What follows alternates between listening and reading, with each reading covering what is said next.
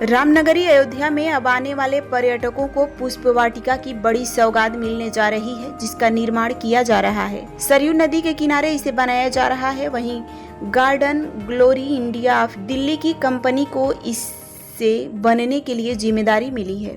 बता दें कि पर्यावरण दिवस के मौके पर पुष्प वाटिका का यूपी के सीएम मुख्यमंत्री योगी आदित्यनाथ ने निरीक्षण कर पौधारोपण भी किया था।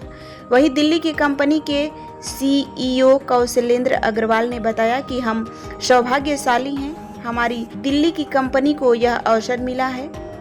अभी मौसमी फूलों से शुरुआत किया गया है, आगे इसे पुष्प वाटिका में कन्वर्ट किया जाएगा। विभिन्न तरीके की प्रजातियां रहेंगी, जिससे अयोध्या में आने वाले पर्यटकों को कुछ अलग तरीके की चीजें देखने को मिलेगी, जो बाकी प्रदेश में न मिली हो।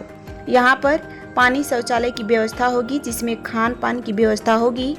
अगर कोई भगवान राम के दर्शन करने आए तो कुछ समय सरयू नदी के किनारे व्यतीत कर ले। दीपावली से पहले तक पूरी व्यवस्था करने का लक्ष्य को लेकर चला जा रहा है और एरिया भी हमें नगर पालिका की तरफ से मिला है। उन्होंने कहा कि इस वाटिका के निर्माण 1.25 एकड़ में किया जा रहा है। अगर और भी जगह मिली तो इसे अच्छा बनाने का कार्य किया जाएगा। इस वाटिका में लाइटिंग टोटल सोलर की होगी है और हम लोग सौभाग्यशाली है कि हमारी कंपनी को यह अवसर मिला।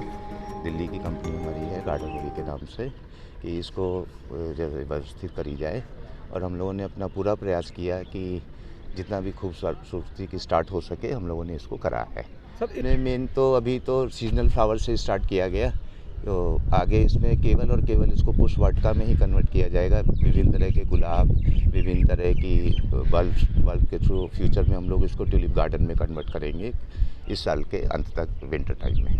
का सबसे बड़ा रोल है और नॉर्थ इंडिया से अच्छा कोई वेदर नहीं होता विंटर में ख़ास तौर से, और प्रजातियाँ भिन्न भिन्न तरह के आएंगी। कुछ बोनसाइज प्लांट आएंगे, कुछ सीजनल प्लांट्स आएंगे, कुछ मिनिएचर्स प्लांट आएंगे। बट मेन जो पर्पज़ इसका ये रहेगा कि आदमी को ये लगे कि अगर वो अयोध्या में आया है तो उसको कुछ एक अलग तरह की चीज़ दिखे जो बाकी प्रदेशों में शायद उसको ना मिल रही हो। रही व्यवस्था की बात, तो यहाँ पे पानी की पूरी व्यवस्था होगी, शौचालय की व्यवस्था होगी, खान पान की व्यवस्था होगी और स्तर वाइज उसको प्रयास चलते रहेंगे। उसके लिए पेरीफेल वगैरह होगा, उनकी सुरक्षा की पूरी व्यवस्था होगी, लाइटिंग की पूरी व्यवस्था होगी।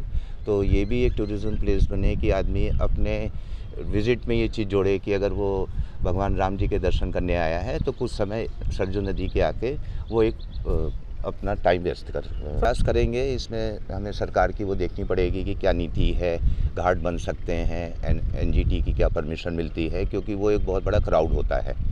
तो उसको एक बार प्लानिंग करके कि किस तरीके से उसको व्यवस्थित भी हो, और हाँ अवसर जरूर पूजा पाठ की व्यवस्था का इंतजाम किया जा सकता है। जो टारगेट लेके चल रहे हैं सितंबर और before Diwali mid of October तक पूर्ण व्यवस्था हो जाएगी। और एरिया भी हमें नगर निगम की तरफ से आश्वासन मिला है कि अगर आपको थोड़ी बहुत जगह और चाहिए तो हम लोग इसको और भी बढ़ाने का बहुत उनका सौभाग्य है। उन्होंने हम लोगों के नगर निगम के कर्मचारियों का पूरे प्रशासन रहा और हम लोग प्रशासन के साथ पूरा सहयोग कर रहे हैं। प्रशासन हम लोग को पूरा सहयोग कर रहा है।